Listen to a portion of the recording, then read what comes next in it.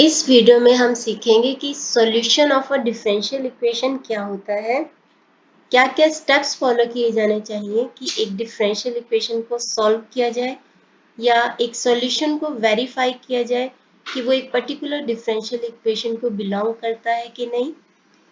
तो पिछले वीडियो में मैंने आपको बताया था कि और हम कुछ एग्जाम्पल्स भी सॉल्व करेंगे ताकि हमें इस कॉन्सेप्ट की बेटर क्लैरिटी हो सके।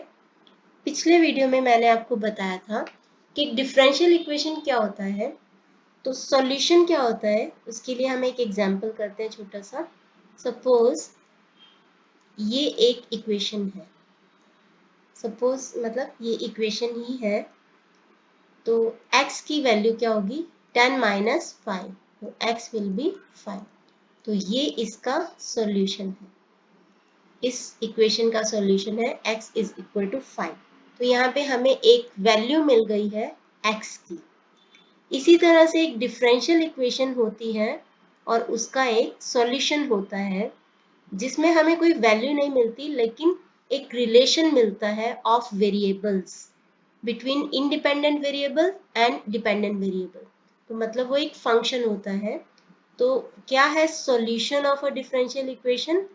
Solution of a differential equation एक फंक्शन है या कर्व या फैमिली ऑफ कर्व है जो कि एक पर्टिकुलर डिफरेंशियल इक्वेशन को सेटिस्फाई करता है।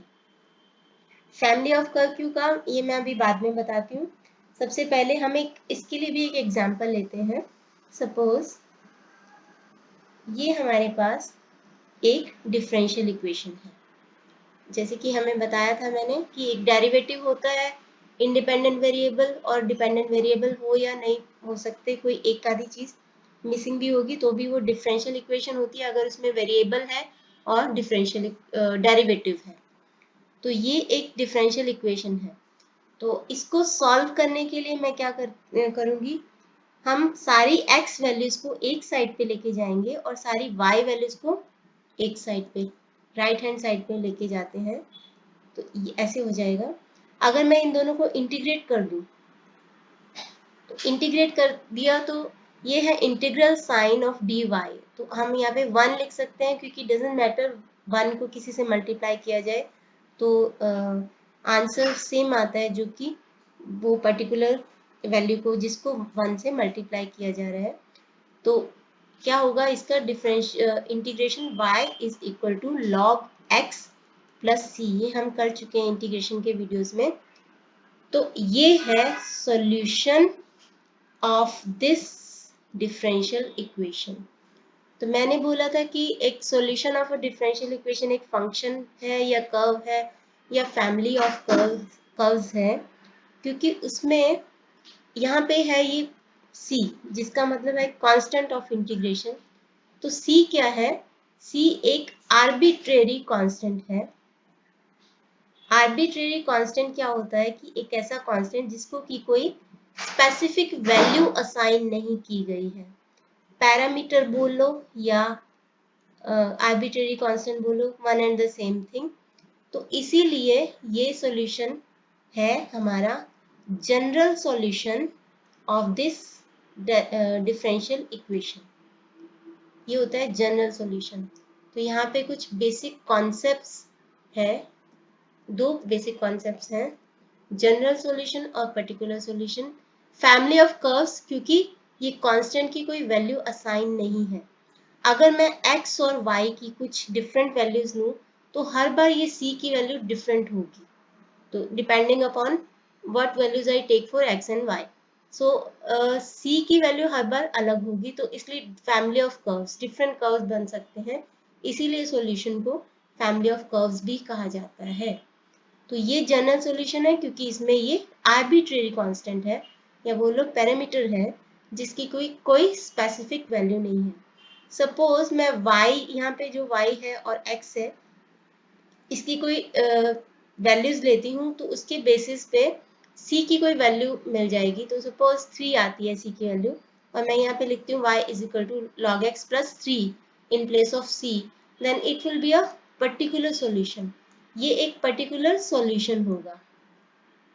तो ये दो टर्म्स हैं, general solution and particular solution. अभी थोड़ा कंफ्यूजन इतना ना करते हुए हम प्रॉब्लम सॉल्व करते हैं, जिससे आपको पता चल जाएगा कि कैसे वेरीफाई करते हैं कि एक सॉल्यूशन एक डिफरेंशियल इक्वेशन को सेटिस्फाई करता है कि नहीं, और क्या क्या स्टेप्स फॉलो किए जाते हैं ये भी मैं साथ के साथ बताती हूँ। तो फर्स्ट एग्जांपल करते हैं। फर्स्ट क्वेश्चन है कि show that y is equal to a upon x plus a is a solution of the differential equation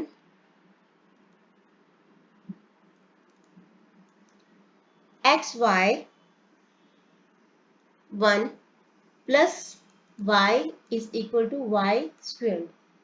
okay, ये हमारी डिफरेंशियल इक्वेशन है। यहाँ पे y1 क्या है, ये हमारा derivative of the first order है, इसको ऐसे भी लिख सकते हैं, y प्राइम या y डैश बोलो, ऐसे भी लिख सकते हैं। तो ये हमारा डेरिवेटिव है, ठीक है। तो हमें वेरीफाई करना है कि ये इस डिफरेंशियल इक्वेशन का सॉल्यूशन है कि नहीं। तो क्या क्या स्टेप्स हैं। फर्स्ट तो हम इस इक्वेशन को एज इट इज लिख देते हैं x प्लस ए, ठीक है। तो उसके बाद क्या करेंगे, हमारे पास कितने आर्बिट्रेरी कांस्टेंट हैं इधर, x एक वेरिएबल है, y एक वेरिएबल है, a क्या है, a एक आर्बिट्रेरी कांस्टेंट है या पैरामीटर है बोलो। तो नंबर ऑफ आर्बिट्रेरी कांस्टेंट क्या है यहाँ पे 1। तो जितने नंबर ऑफ आर्बिट्रेरी कांस्टेंट होते हैं उतनी ही बारी इसको हम इस सॉल्यूशन को हम डिफरेंशिएट करेंगे ताकि हमारी डिफरेंशियल इक्वेशन बन जाए। डिफरेंशियल इक्वेशन को इंटीग्रेट किया जाता है सॉल्यूशन निकालने के लिए, और सॉल्यूशन को डिफरेंशिएट किया जाता है डेरिवेटिव निकालने के लिए। तो अभी हम यहाँ पे नंबर ऑफ आर्बिट्रेरी कांस्टेंट 1 है, तो हम इसको डिफरेंशिएट करेंगे ओनली वंस। तो डिफरेंशिएट करने के पहले इसको थोड़ा सा सिंप्लीफाइड फॉर्म में लिख लेते हैं, is equal to a. Now this will be our equation number 1। Okay, अब इसको डिफरेंशिएट करते हैं y times x plus a. तो यहाँ पे प्रोडक्ट फॉर्मूला लग जाएगा of differentiation. I hope you remember that, कि जिसमें क्या करते हैं पहले y, ठीक है, y into derivative of x plus A plus x plus A into derivative of y। Okay, ये होगा। और a का डेरिवेटिव क्या होता है, a एक कांस्टेंट है, हमें पता है कि डेरिवेटिव का कांस्टेंट का डेरिवेटिव 0 होता है।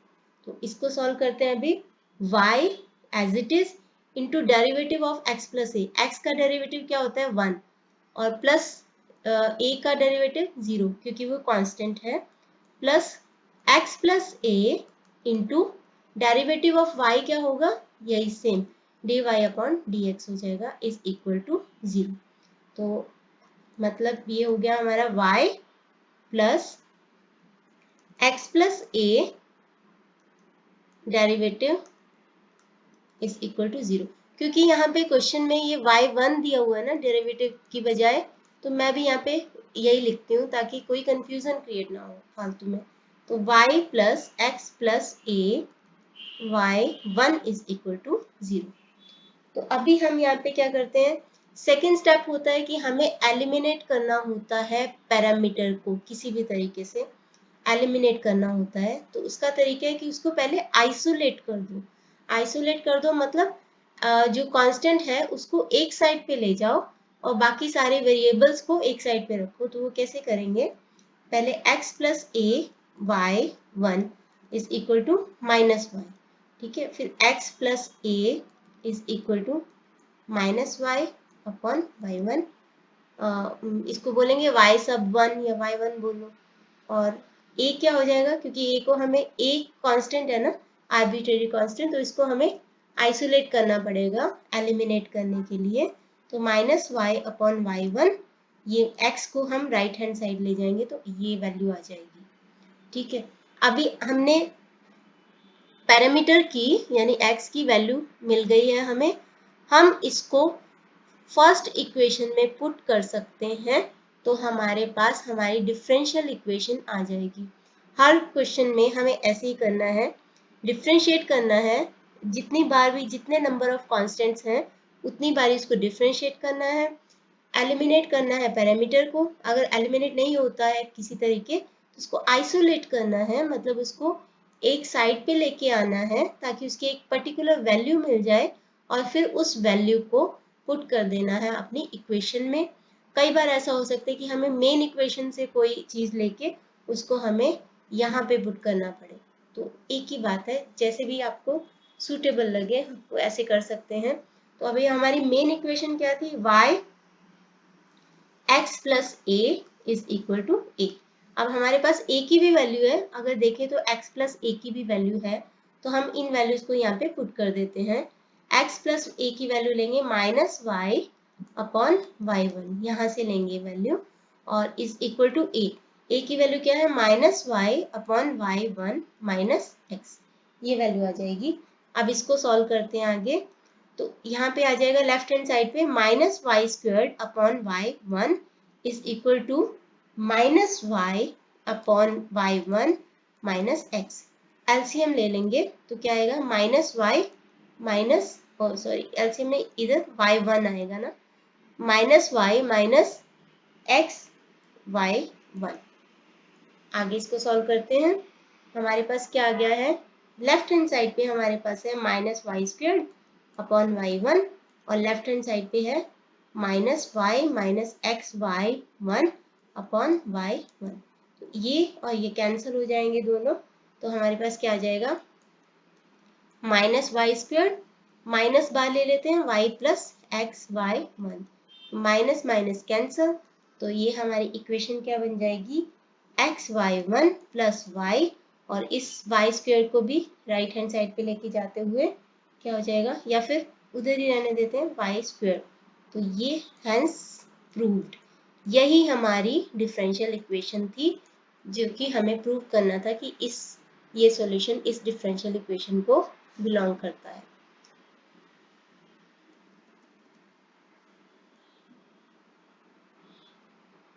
नेक्स्ट प्रॉब्लम करते हैं, सेकेंड एग्जाम्पल। तो क्या है सेकेंड एग्जाम्पल, हमें शो करना है कि y is equal to ax plus b upon x is a solution of x squared d square y upon dx squared plus x dy upon dx minus y is equal to 0। इस differential equation का solution है, हमें ये prove करना है। तो हम एक बार फिर लिख लेते हैं अपने सॉल्यूशन को, ax plus b upon x। सबसे पहले एलसीएम लेते हुए राइट हैंड साइड पे क्या आ जाएगा, ax स्क्वायर्ड प्लस b, और इधर है y। ओके, तो अभी इधर xy हो जाएगा, x को लेफ्ट हैंड साइड मूव करते हुए ax स्क्वायर्ड प्लस b। सबसे पहले हमें ट्राई करना होता है कि अगर हम कांस्टेंट्स को एक साइड पे कर पाए। अब आपने यहाँ पे देखा होगा कि यहाँ पे नंबर ऑफ कांस्टेंट्स क्या है, 2, a एंड b, दो आर्बिट्रेरी कांस्टेंट्स हैं, तो हमें इस सॉल्यूशन को दो बार डिफरेंशिएट करना होगा। तो हम इसको पहले डिफरेंशिएट करते हैं। So differentiating with respect to x, दो बार करना होगा, तो पहली बार करते हैं इसको डिफरेंशिएट। एक्स वाई को कैसे डिफरेंशिएट करेंगे, जैसे कि अभी डिस्कस किया था कि x into derivative product formula लगेगा, x into derivative of x plus y into derivative of x। ठीक है, मैं इसको सीधा ही कर देती हूँ इतना बड़ा करने की बजाय। तो क्या होगा, x into derivative of x, x derivative of x क्या होगा अभी, dy upon dx plus y into derivative of x, derivative of x क्या होगा 1 is equal to ax squared का डेरिवेटिव क्या होगा, फॉर्मूला क्या होता था डेरिवेटिव का, आई थिंक अभी तक आपको आता होगा कि nx प्लस 1। तो क्या करते थे ये है हमारा कांस्टेंट, पावर आगे लेके एक्स सपोज एक्स एन है, तो पावर को आगे लेके जाते हैं वेरिएबल के और पावर को एक से माइनस कर देते हैं, वही करना है हमें यहाँ पे। और जो भी कांस्टेंट होता है उसको एज इट इज रहने देते हैं, जैसे कि ये ए है एज इट इज, और x की पावर क्या है 2, तो 2 इंटू एक्स, 2 माइनस 1 रेज 2, तो 1 आ जाएगा, प्लस b एक कांस्टेंट है तो उसका डेरिवेटिव 0 हो जाएगा। तो हमारी इक्वेशन क्या बन जाएगी, x dy upon dx plus y is equal to 2ax। तो ये हमारी इक्वेशन बन जाएगी।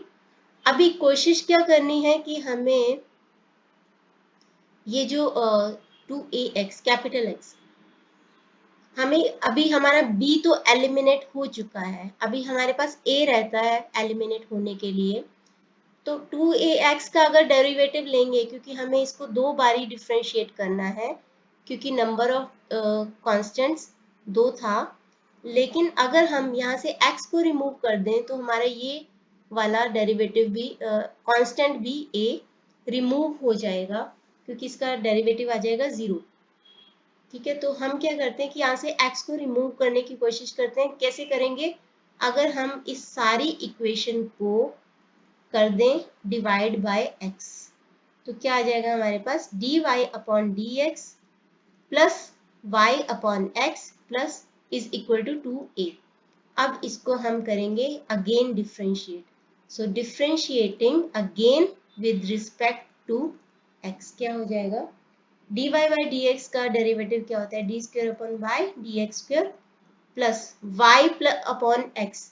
वाई अपॉन एक्स का डेरिवेटिव निकालने के लिए हमें क्या यूज करना पड़ेगा, क्वोशिएंट रूल, जो कि हमने डेरिवेटिव वाले चैप्टर में किया था।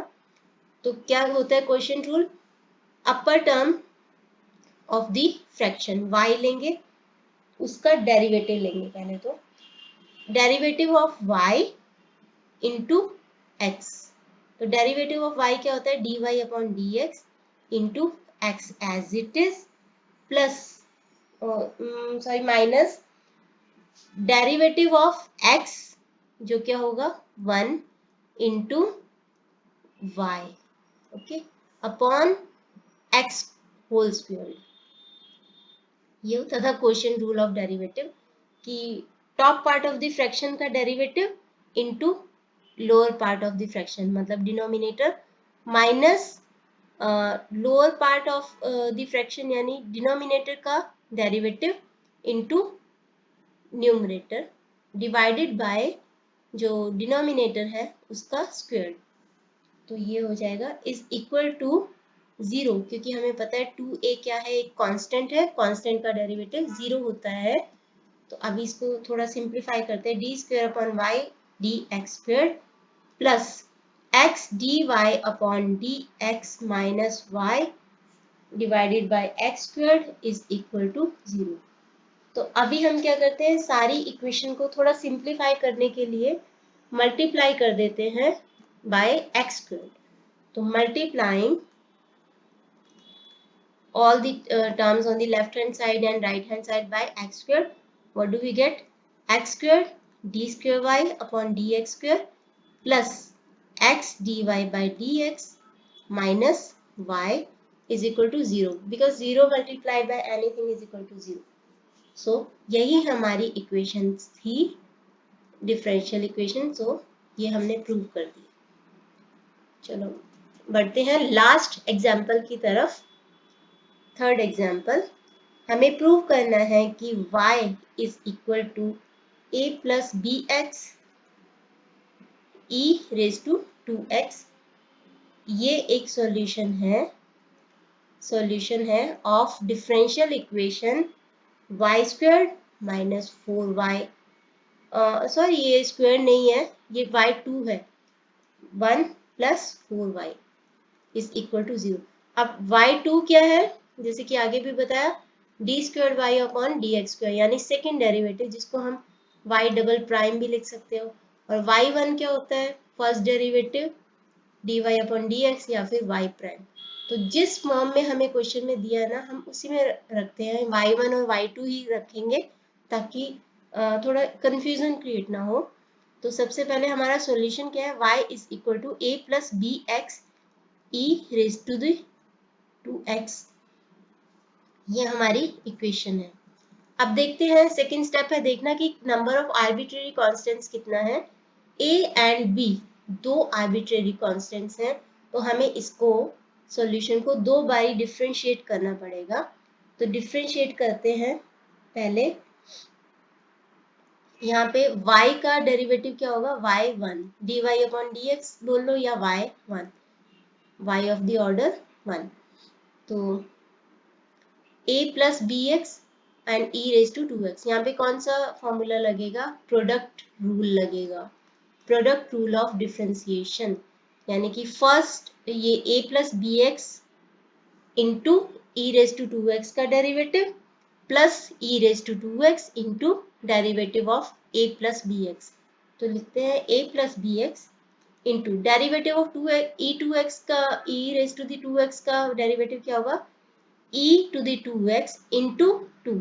ये 2 क्या है, 2 है 2x का डेरिवेटिव। हमें पता है ना कि e raise to the power, जो भी पावर होती है उसका डेरिवेटिव से मल्टीप्लाई करते हैं, plus e to the 2x as it is into a plus b x का डेरिवेटिव। a क्या है, कांस्टेंट, तो उसका डेरिवेटिव होगा 0 प्लस बी एक्स का डेरिवेटिव होगा b।